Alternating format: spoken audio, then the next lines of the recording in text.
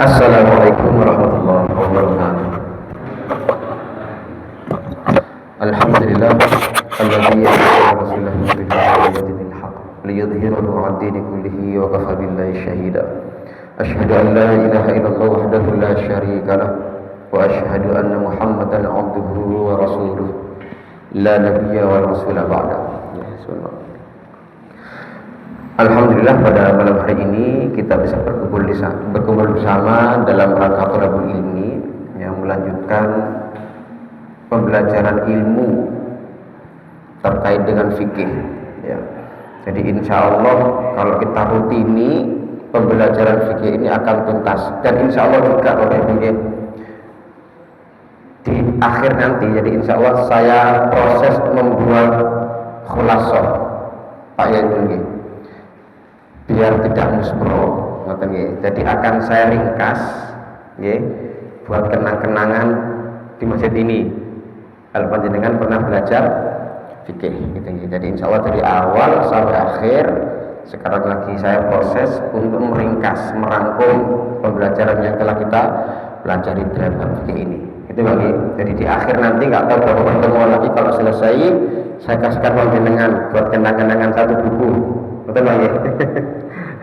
Ya, mudah-mudahan pertemuan kita kali ini diridhoi Allah Subhanahu wa taala. Amin ya rabbal alamin. Shalawat dan salam mudah-mudahan dilimpahkan kepada Nabi Allah Muhammad SAW, kepada sahabatnya, kepada kita semuanya, dan mudah-mudahan kita mendapat syafaat di yaumul qiyamah nanti. Amin ya rabbal alamin. Bapak Ibu yang kami hormati, kemarin kita sudah masuk ke hadis yang nomor 89. Masih ingat Bapak Ibu apa kemarin itu? Ya, yang terakhir biar tak putus dengan pembelajaran yang kemarin, kita ulangi dari 89. Wa an Abi Hurairah radhiyallahu anhu qala Rasulullah sallallahu alaihi wasallam istajibu minal bawl fa inna 'amata 'adzabil qabri min rawahu Tirmidzi wal Hakim aktsaru 'adzabil qabri minal bawl wa huwa sahihul isnad. Dari Abu Hurairah radhiyallahu anhu bahwa Rasul pernah bersabda, bersihkanlah diri kalian dari air kencing karena kebanyakan siksa kubur disebabkan olehnya. Hadis riwayat Daruqutni. Kemudian ada tambahan dari Imam Hakim, kebanyakan siksa kubur disebabkan oleh air kencing. Sanadnya sahih. Apa itu Pak sanad itu? Apa sanad? Pelajaran yang awal apa? Susunan rawi ya. Rawi A, B, C. Jadi susunan rawinya itu nyambung dari Nabi Muhammad, sahabat, tabi'in, tabi'in terus nyambung gitu ya. Sahihul isnad, sanadnya bagus. Jadi ini bisa dibuat hujah untuk kita semuanya. Nah, bagaimana penjelasan hadis ini?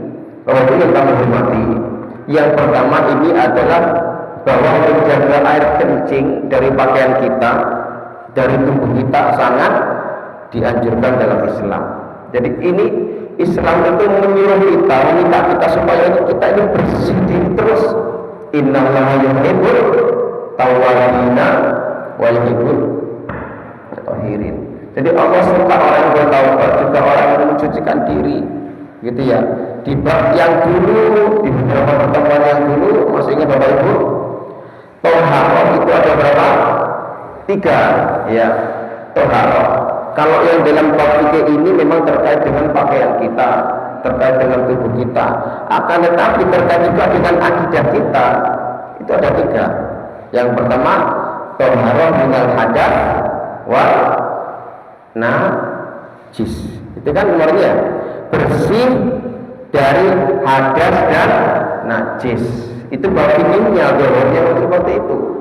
Jadi di bab ini kita harus bersih pakaian, bersih diri kita, bersih tubuh kita. Yang kedua apa itu?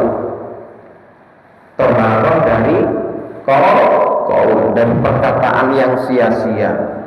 Ini lebih meningkat lagi. Bukan hanya badan kita yang suci, yang bersih, tapi juga perkataan kita harus bersih. Dari apa? Perkataan yang kotor tentunya, perkataan yang sia-sia. Yang paling tinggi apa? Nomor 3, toharoh dari qalbu. Jadi bersih hati kita, jangan sampai hati kita ini ada sesuatu yang kotor. Berarti hati kita juga harus suci. Suci badan, suci pakaian, suci perkataan, dan yang terakhir adalah suci hati kita. Itu bagi. Nah, Bapak Ibu yang kami hormati, terkait dengan suci ini, maka ada perbedaan ulama terkait dengan bagaimana membersihkan baju yang kena air kencing, tubuh yang kena air kencing. Masih ingat Bapak Ibu? Diapakan? Pakaian yang kena air kencing yang pertama diapakan? Disiram air, jelas. Apakah secara keseluruhan atau hanya yang kena saja? Yang kena saja. Ini kan mengulang yang dulu ya, yang kena saja. Yang kena dikit ini, berarti yang disiram. Bukan semuanya, dilepas semuanya kemudian cuci, enggak. Yang kena najis saja. Karpet kalau di sana di ujungnya mungkin kena air kencing, yang disucikan hanya yang kena air kencing, enggak seluruh karpet di masjid ini. Gitu lagi. Kalau yang kami hormati, ternyata ulama-ulama fikih dulu itu ketika berbicara terkait dengan toharoh itu dikaitkan dengan akhirat. Dikaitkan dengan akhirat. Ketika ada di dalam dalam hadis itu, ketika ada orang yang kencing, kemudian dia itu meremehkan terkait dengan air kencingnya, maka ini akan diadab oleh Allah ketika di alam barzakh. Jadi masalah sepele, tapi ini menjadi besar. Kapan? Ketika kita meninggal nanti. Itu ya. Ketika kita meninggal, ternyata kita akan disisa gara-gara air kencing kita. Ya. Inna huma yu'adzibani wa ma yu'adzibani bikabir. Amma ahaduhuma fakana la yastaghfiru minal baul wa amma al-akhar fakana yamshi bin namimah. Ada dua penduduk kubur yang sedang disiksa, kata Rasulullah. Keduanya disiksa bukan karena perkara dosa besar, berarti dosa kecil. Adapun salah satunya disiksa itu karena tidak bersuci dari air kencing.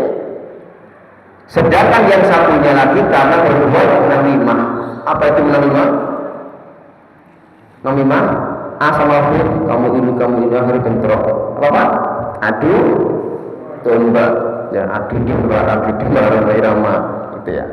Jadi ada dua orang disiksa dalam kubur, yang satu karena meremehkan terkait dengan air kencing, yang kedua karena suka berbuat namimah, adu domba.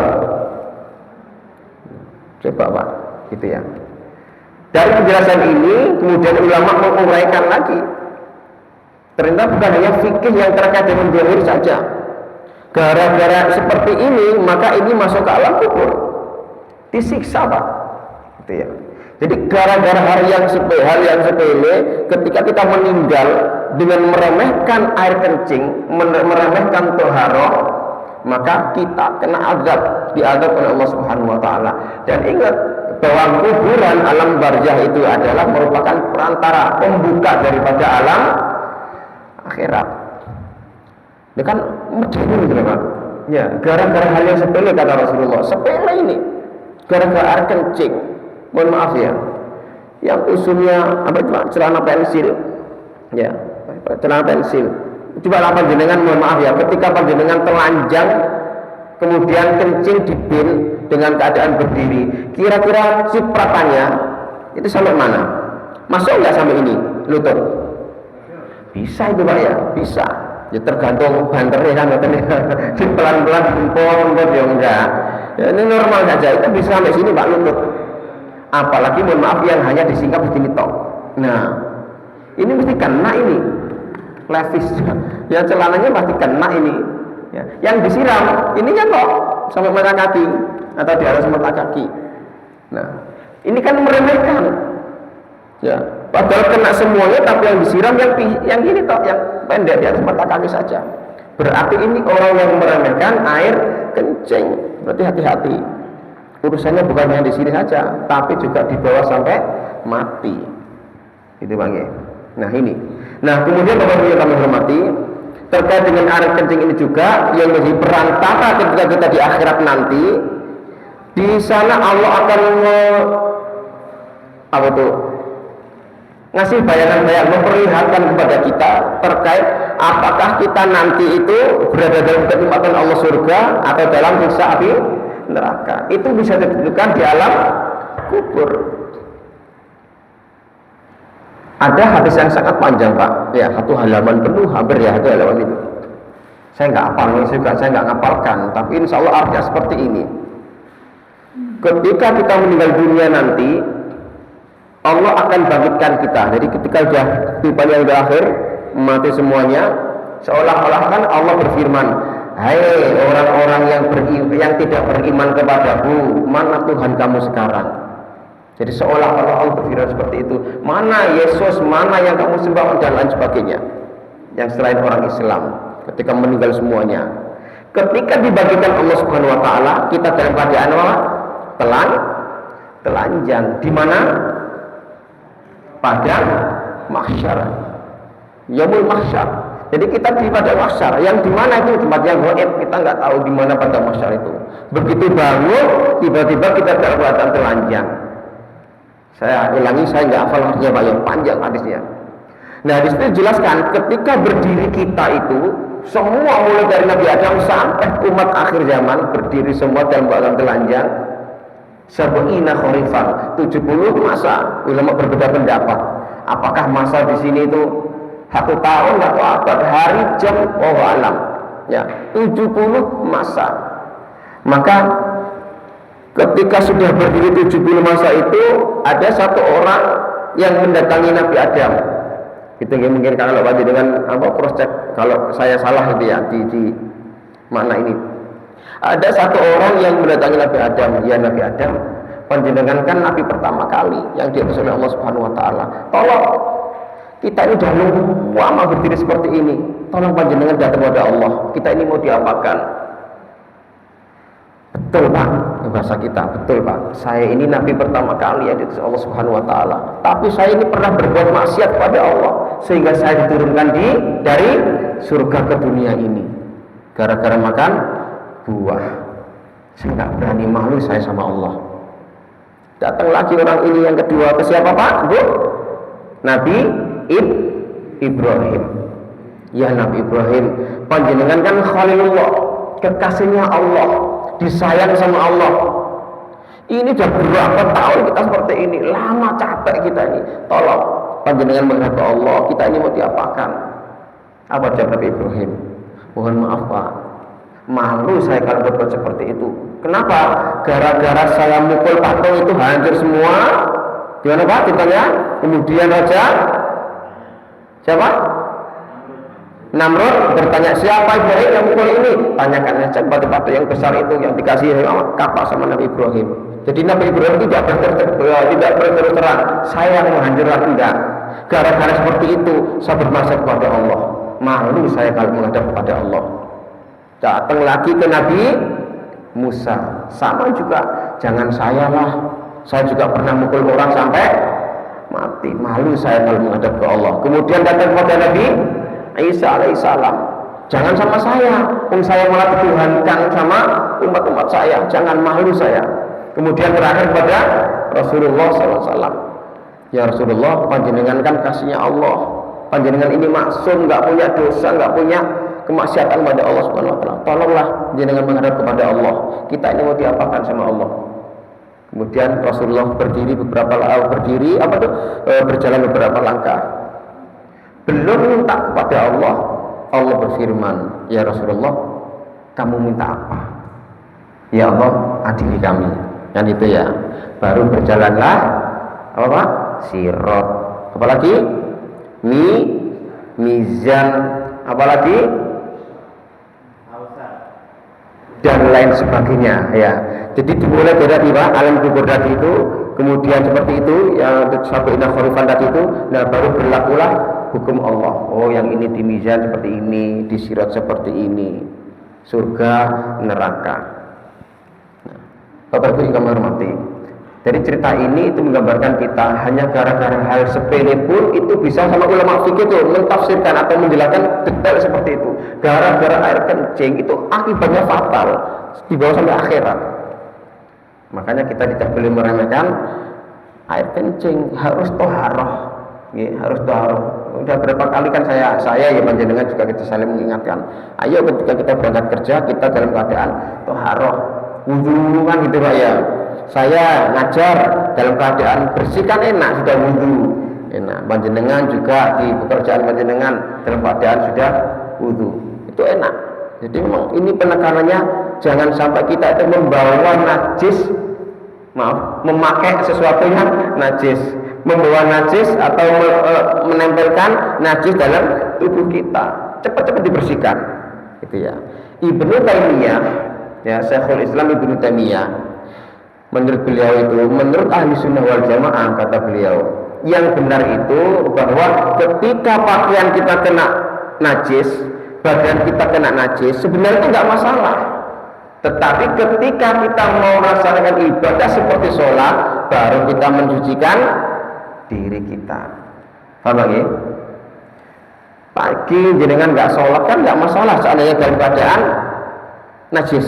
Keadaan apa itu kena najis? Ya pagi kan nggak masalah itu. Ketika mau sholat duha baru bersuci. Nah itu loh maksudnya Pak. Ya. Jadi hadis ini jangan sampai diartikan ketika kita kena air kencing tubuh kita atau pakaian kita kemudian cepat-cepat bersih diri, enggak seperti itu ya. Bersih dirinya diundur tidak masalah, akan tetapi ketika menjelang sholat maka kita harus mencucikan pakaian kita, mencucikan tubuh kita yang kena najis. Itu bagiannya ya. Oke, itu Bapak Ibu yang kami hormati. Kemudian selanjutnya terkait dengan air kencing ini yang mengarah kepada azab kubur, ini juga dikuatkan oleh Aisyah. Beliau pernah bertanya kepada Rasulullah, ya Rasulullah benar tak ada sisa neraka itu? Beliau mengatakan, ya Aisyah, na'am, gitu ya, na'am, benar ada sisa kubur. Bahkan dari hal yang sepele pun bisa menjadi besar gara-gara air kencing seperti ini. Kemudian kita lanjutkan hadis yang ke-90. Wa an Suraqah bin Malik radhiyallahu an qala allamana sallallahu alaihi wasallam fil khala an nab'uda 'alal yusra wa nansibal yumna rawahul Baihaqi bi sanadin dhaif, dengan sanad dhaif. Dari Suraqah bin Malik radhiyallahu an ia berkata, Rasulullah SAW mengajariku tentang cara buang hajat ketika di khola. Apa Pak khola dulu Pak? Tempat yang sunyi. WC bisa disebut juga dengan khola karena sunyi dari orang lain. Ya, karena berdiri sendiri, kita sendirian di situ. Jadi Rasul mengajar saya bagaimana cara duduk buang hajat ketika di WC, di toilet. Yang ini ajaran Rasulullah, tapi hadisnya dhaif. Hendaknya duduk di atas kaki kiri dan menegakkan kaki kanannya. Hadis riwayat Baihaqi dengan sanad dhaif. Maksudnya apa Pak? Kita menduduki tangan yang kiri, kaki yang kiri, nyengkleng Pak. Mohon maaf ya, jadi kalau jongkok kan nyengkleng ya. Kalau kita kan maaf kan gitu ya kita kan ya. Kan bukan yang duduk ya. Coba kita kan seperti ini, ya, lurus semuanya. Tetapi ini dengan sanad sahih dimiringkan ini, jadi yang duduk itu yang sebelah kiri ya. Jadi ini tetap sini. Jadi seandainya geringgingan yang kiri. Jadi yang buat sandaran itu kaki yang sebelah kiri. Tapi dengan sanad dhaif. Nah, dengan sanad yang dhaif, ingat Pak, hadis dhaif itu bisa dipakai apa enggak? Bisa, dengan syarat apa kemarin? Dengan syarat tidak bertentangan dengan akidah keimanan kita, dan yang kedua mendorong kita untuk melaksanakan kebaikan. Nah akhirnya apa? Gara-gara seperti itu muncul perselisihan di antara ulama. Ya, ada yang pakai hadis ini, ada yang tidak. Nah, pertanyaannya, bagaimana? Saya tanya kepada kalian, apakah yang dalam hadis Nabi, yang disunahkan Nabi, yang dilakukan Nabi itu mempunyai manfaat untuk kita? Betul ya? Punya dampak manfaat, dampak positif. Tetapi pertanyaan berikutnya, apakah yang menurut medis itu baik? Apakah itu juga termasuk sunnah? Belum tentu, gitu ya, belum tentu. Jadi sunnah Nabi itu pasti berdampak bagus, pasti itu bawa manfaat untuk kita. Dari medis, dari apa saja, dari keimanan itu bagus untuk kita. Tapi ketika dibalik, apakah yang menurut medis itu juga sunnah? Yang menurut medis itu baik, apakah itu juga merupakan sunnah Nabi? Tidak. Nah, kan gitu ya. Tidak. Termasuk juga masalah ini, Pak. Ya.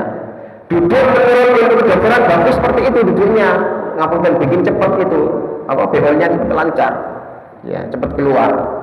Tapi meskipun ini menurut dokter bagus dengan diri seperti itu, tapi kan hadisnya dhaif, tidak dibuat hujjah. Makanya ketika kita duduk ya duduk biasa, ya biasa, nggak ambil sini, nggak ambil sini, biasa. Apalagi sekarang ada duduk lagi ya, duduk kita ketika buang hajat, gitu ya, nggak apa-apa, ya nggak masalah, karena tidak ada dalil yang sahih yang menjelaskan tentang bagaimana kita duduk ketika buang hajat seperti yang hadis ini, itu Bang.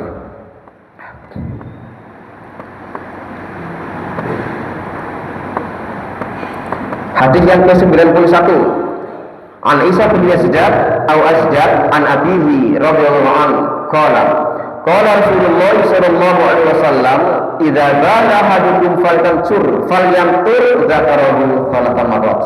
Rawahu Ibnu Majah bi sanadin dhaif. Ini juga dengan sanad yang dhaif. Akhirnya muncul perselisihan, ada yang pakai hadis yang dhaif, ada yang tidak mau pakai.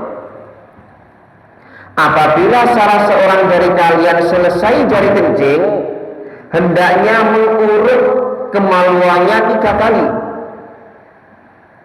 Hadis riwayat Ibnu Majah dengan sanad dhaif. Ya. Maaf ya. Setelah kencing, kemaluannya diurut 3 kali. 1, 2, 3. Dengan tujuan apa? Biar tas gitu ya. Itu kalau yang laki-laki, mohon maaf. Kalau yang perempuan, ya apa nuntaskannya? Apa nurnya ya apa? Dialogkan ya. Ini ada hadis loh Bu, ya ada hadis. Imam Ahmad cocok dengan hadis ini meskipun boleh dipakai. Kenapa? Karena menurut kejiwaan, menurut kedokteran itu atau menurut akal pikiran kita kan ya nggak apa-apa. Biar tuntas bener ini, nah 3 kali. Enggak jangan ditekan-tekan, ya biasa diurut ya, biar nggak diredes lagi. Imam Ahmad sepakat. Kalau di bahasa masailnya Nahdiyin berapa kan? Imam Syafi'i atau bahasa masail apa? Dengan didahi demat. Nah, tekan. Nah, tujuannya biar yang mau netes itu bisa kalian netes gitu loh ya, biar bersih juga tujuannya. Jadi tekan diarahkan ke kemaluan. Yang perempuan jadi demikian, ditekan-tekan biar bersih. Tujuannya seperti itu. Tapi sekali lagi hadisnya dhaif. Makanya Syekhul Islam Ibnu Taimiyah, Ibnu Qayyim al-Jauzi dan teman-teman mereka yang sepakat itu nggak setuju dengan hadis ini. Enggak. Kenapa? Umumnya dhaif kok. Meskipun menurut dokter itu bagus, ketika diurut itu nggak apa-apa diurut. Ya, nggak apa-apa, bisa menuntaskan. Tapi ini sekali lagi bukan sunnah. Tapi kan bisa tuntas, iya. Tapi Nabi nggak pernah ngajarkan seperti itu, gitu ya. Kalau ada yang berpendapat nggak apa-apa, bisa menuntaskan ini air kencing biar lebih bersih, monggo. Tapi jangan katakan itu adalah sunnah dari Nabiullah Muhammad SAW. Boleh nggak? Ya monggo kalau dengan amalan hadis ini. Pak, saya nggak mau itu. Ya monggo nggak kalau nggak mau.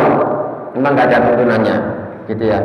Imam Ahmad, Imam Syafi'i sepakat dengan hadis ini. Nggak apa-apa, meskipun dhaif, tapi kalau itu bagus diurut-urut 3 kali bersih, ya nggak apa-apa, gitu ya. Tapi sekali lagi Ibnu Qayyim al-Jauzi Syekhul Islam Ibnu Taimiyah tidak sepakat dengan hadis ini karena tidak sahih, karena kedudukannya dhaif. Jadi nggak usah diurut, ya nggak masalah. Memang nggak ada tuntunannya, gitu ya. Sekali lagi, sunnah itu baik, ya. Tetapi manakala ada ilmu kedokteran yang mengatakan ini adalah baik, itu juga belum tentu sunnah. Artinya kita cepet ngomong. Berapa kali pertemuan Pak ya bahas masalah kencing terus 4 kali. ini sudah terakhir lah ini ya. Tadi saya lihat terakhir ini gitu ya. Itu penting. Nah, Imam Nawawi juga nggak sepakat dengan hadis ini karena hadisnya dhaif, jadi nggak dipakai. Jadi intinya apa? Silakan kalau mau mengurut, ya silakan dengan menggunakan hadis yang dhaif ini, karena ini juga disepakati Imam Syafi'i sama Imam Ahmad. Kalau yang lain tidak, monggo ya. Jadi itulah nikmatnya perselisihan dalam ilmu fikih ini. Kita terakhirkan. Nah, baik 92 ini yang terakhir Bapak Ibu, hadis terakhir. Wa Ibnu Abbas radhiyallahu anhu qala anna Nabiy sallallahu alaihi wasallam sa'ala ahla Quba faqala innallaha yunshi'u 'alaikum faqulu inna nusbiqul hijara al-ma. Rawahu Bazzar bi sanadin dhaif, dengan sanad dhaif juga. Ada 3 hadis dhaif semuanya. Wa asluhu fi Abi Dawud wa sahahahu Ibnu Khuzaimah min hadits Abi Hurairah radhiyallahu anhu biduni dzikril hijarah. Dari Ibnu Abbas radhiyallahu anhu bahwa Nabi pernah bertanya kepada penduduk Kuba. Kuba itu di mana, Pak? Madinah, ya, desa yang ada di Madinah. Lalu bersabda, sesungguhnya Allah memuji kalian. Jadi Allah itu memuji kalian wahai penduduk Kuba. Kemudian mereka berkata, kami menyertakan air saat bersuci dengan batu. Ini jawabannya penduduk Kuba. Jadi ketika Rasulullah, Allah selalu memuji kalian semuanya. Kemudian mereka menjawab, iya Nabi, kami loh ketika cebok itu loh, menggunakan air dengan batu. Hadis riwayat Al-Bazzar dengan sanad yang dhaif. Asalnya hadis ini sanadnya itu dari Abu Dawud, kemudian dinilai sahih oleh Ibnu Khuzaimah. Jadi ada yang mendhaifkan hadis ini, ada juga yang mensahihkan hadis ini dengan menyebut bidunil hijarah, tanpa menyebut kata hijarah batu. Jadi hanya air saja, gitu ya. Jadi memang perbedaan ulama itu ya gimana? Kita kan hanya belajar Pak, hanya nganut kan kita ini, nggak bisa memutuskan.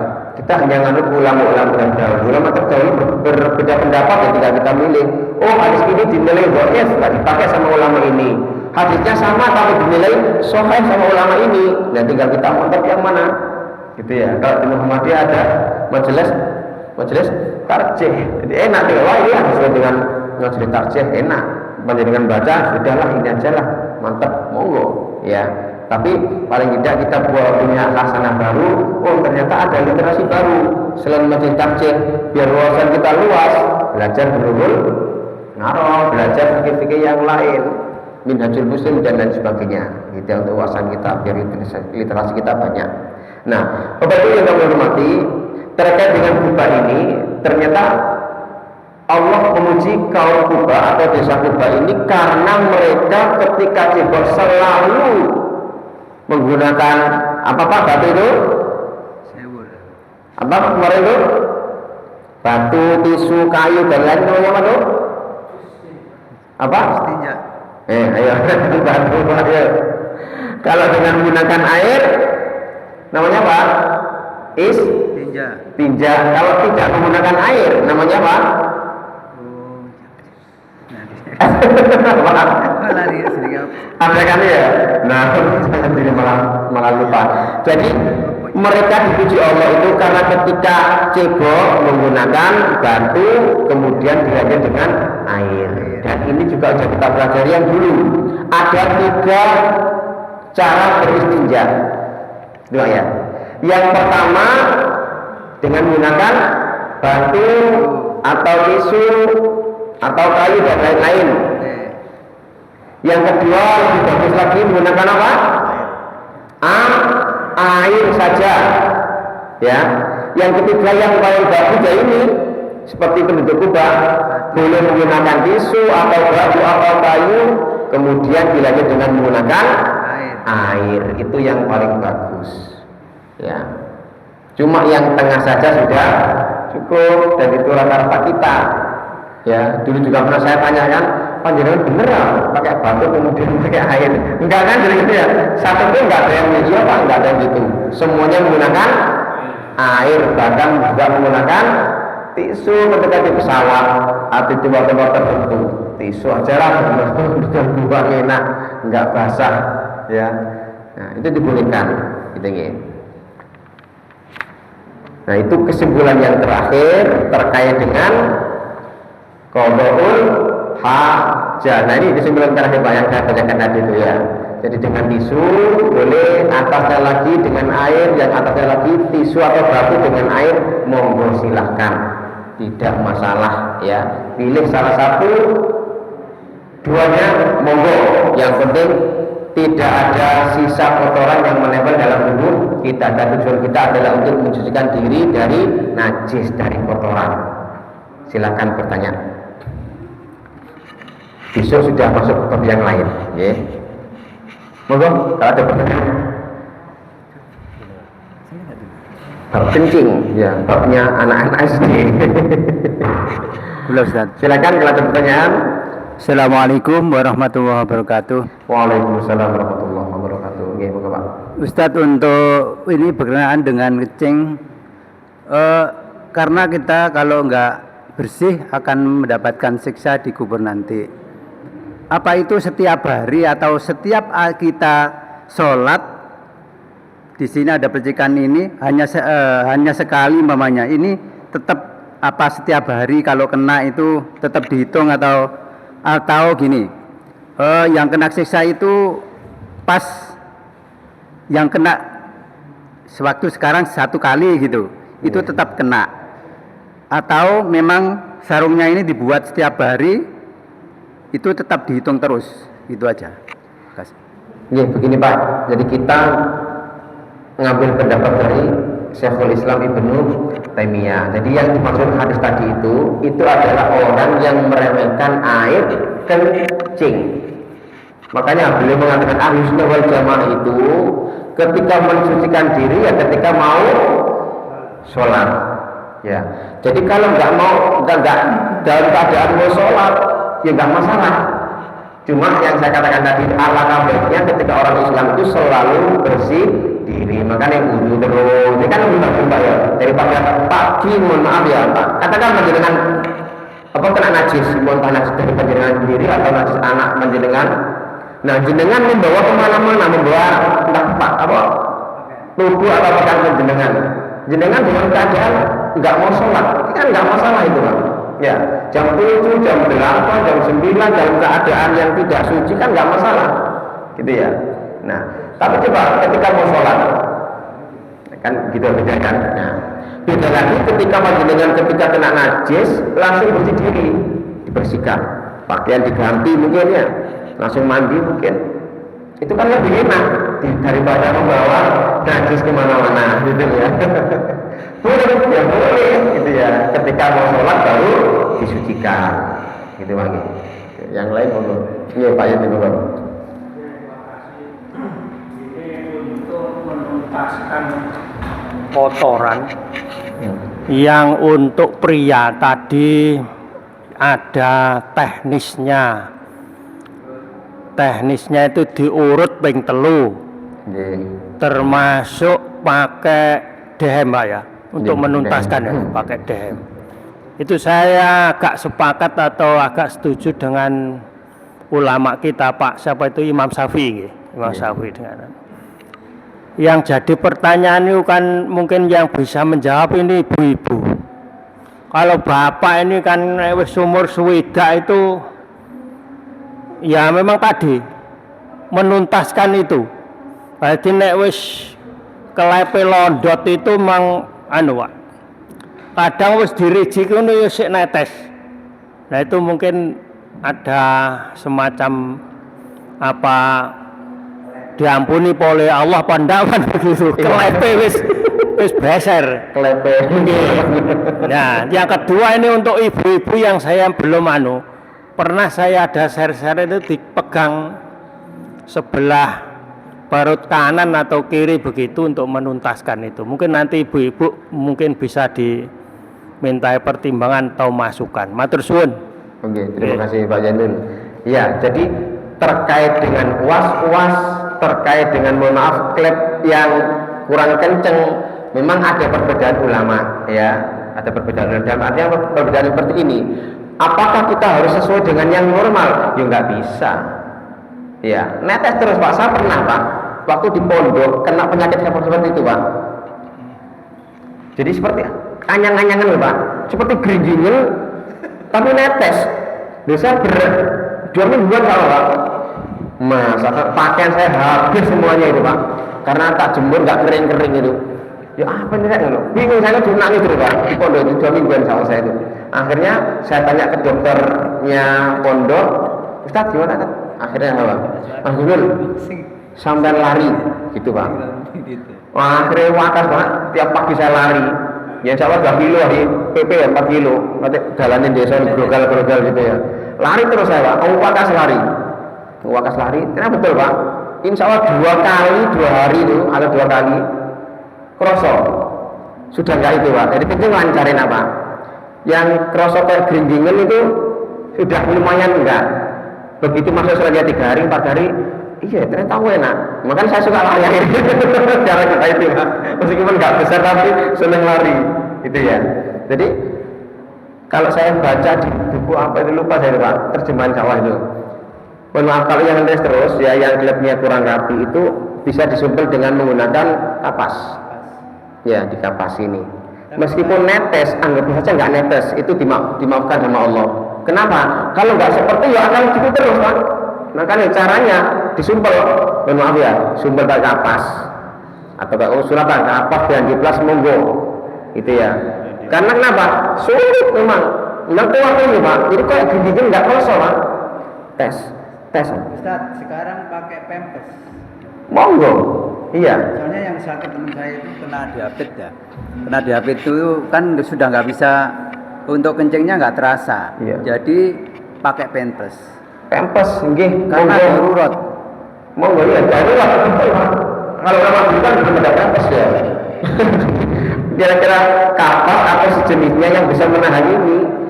Nah, makanya dikasih kapas atau sekarang dia plus monggo kalau kapas kok koyo ada cilik ya monggo pakai kapas seperti lama dulu itu kapas gitu ya. Jadi nggak masalah. Nah monggo ibu-ibu sesuai dengan yang disampaikan Pak Jenderal tadi ke depannya mungkin bisa menjawab ibu siapa mewakili untuk menuntaskan tadi itu loh. Apakah dipencet karena diri ada ya? Ya, memang ada Pak Jenderal ya. Jadi untuk menuntaskan ini ya seperti apunten ketika mayat ini Pak ya. Ini kan diurut tapi nggak keras-keras. Biar taiknya itu keluar itu, diurut nggak keras-keras. Sama. Jadi ada yang diurut itunya Pak, ya kemaluannya. Ada juga yang diurut ininya, perutnya. Cuma sampai kanan kirinya saya nggak tahu. Penjelasannya yang pokoknya di perutnya. Ya, di perut. Untuk tujuannya apa? Ya, untuk menuntaskan tadi itu sama tujuannya. Ya, tapi kalau diurut kemaluannya ya saya kan ya sulit itu karena perempuan ya Pak menurutnya. Yang laki-laki bisa, yang perempuan ya terus diberikan dengan mengurut gitu ya. Monggo, ya monggo. Menurut medis itu apa lebih menuntaskan. Tapi sekali lagi jangan katakan itu adalah sunnah. Monggo Pak.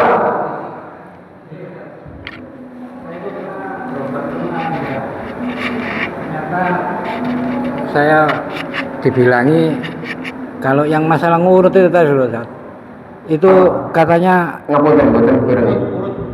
ngurut itu loh, yang diurut itu loh. Nah itu kalau dalam jangka lama itu bisa infeksi. Saya berobat ginjal di Malang. Kalau dehem itu memang hadisnya seperti itu, harus didehemkan gitu loh. Kemaluan yang diurut bisa mengakibatkan dalam jangka waktu yang lama itu. Nah ini kan beda lagi Pak. Ada ilmu kesehatan yang mengatakan diurut nggak apa-apa karena itu lebih bisa menuntaskan lebih bersih dibanding dengan enggak. kan gitu ya. Ya, Tapi kan tahu. bayangan kita kan mulutnya kapan? Kan hanya ini tuh ya, Pak. Ya takutnya ketagihan gitu loh Ustaz. Infeksi. Infeksi dalam. Ya. Oh gitu, nggih. Iya. Nah daripada panjenengan ngurus bermasalah juga kan jadi lemah nih Pak. Kencing sudah selesai ceboi atau mawon Ya, itu, iya. Enggak usah nggih. Tahu ini juga hadisnya dhaif. Iya, betul. Ya, tapi ada ulama yang sepakat, ada yang tidak gitu. Nggih monggo enak ya panjenengan monggo diurut monggo. Yang kedua kalau saya pernah dengar cerita itu kalau yang siksa kubur itu karena kalau buang seni itu enggak pernah cebok, enggak pernah membasuh gitu loh. Enggak tahu hidupnya di terminal atau di pasar itu kan kita kan biasanya darurat kan gitu lah. Nah itu memang enggak boleh. Ya harusnya kan sekarang ada ponten atau apa gitu. Itu yang kedua, yang ketiga kalau bagian perempuan itu membersihkannya gimana gitu loh. Apa langsung blur sudah Apa gitu. Kalau untuk wanita itu apa ada hadis yang mengajari bagaimana bersihnya gitu loh. Itu aja Ustaz. Assalamualaikum. Assalamualaikum warahmatullahi wabarakatuh. Oh Pak, oh iya pertanyaan yang terakhir Pak. Gimana? Kok jempol nih Pak? Enggak dengar saya. Jadi yang ditanyakan tuh pertama untuk masalah urut tadi, Iya. ada penyakit-penyakit tertentu yang agak membahayakan, bisa jadi infeksi yang di urut tadi. Oh gitu nggih. Jadi sepakat untuk dehen. Iya. Dehen. Itu pun juga nggak jaminan nek tuntas kan gitu. Nggih. Yang pertama, yang nomor dua itu siksa kubur itu karena memang dia nggak pernah cawi kalau baul atau kalau kencing. Kencing. Nggih. Yang nomor tiga sama dengan saya tadi, ibu-ibu caranya. Caranya gitu. Oke. Nggih. Memang betul Pak yang dalam hadis tadi itu Pak ya. Jadi itu yang meremehkan Pak, meremehkan air kencing seperti yang saya contohkan tadi itu. Ya. Harusnya diri segini, cuma segini gara-gara celananya nyabret. Nah itu kan meremehkan itu ya. Itu yang cebok yang belum tuntas, yang membersihkan yang belum tuntas, apalagi yang tidak cebok, kan gitu ya. Ya nambah temen kan gitu ya. Oh yang membersihkan tapi nggak sempurna saja kena hukuman tadi itu, apalagi yang nggak cebok, kena untuk bila mentalik, gitu ya. Cukup ya. Insya Allah kita lanjut ke pertemuan berikutnya di bab mandi, ya mandi diatur dalam Islam. Ngerti ya? Kita tutup dengan doa dan berdoa. Subhanallahumma wa bihamdik asyhadu an la ilaha illa anta astaghfiruka wa atubu ilaik. Mohon maaf. Wa akhirul kalam. Assalamualaikum warahmatullahi wabarakatuh.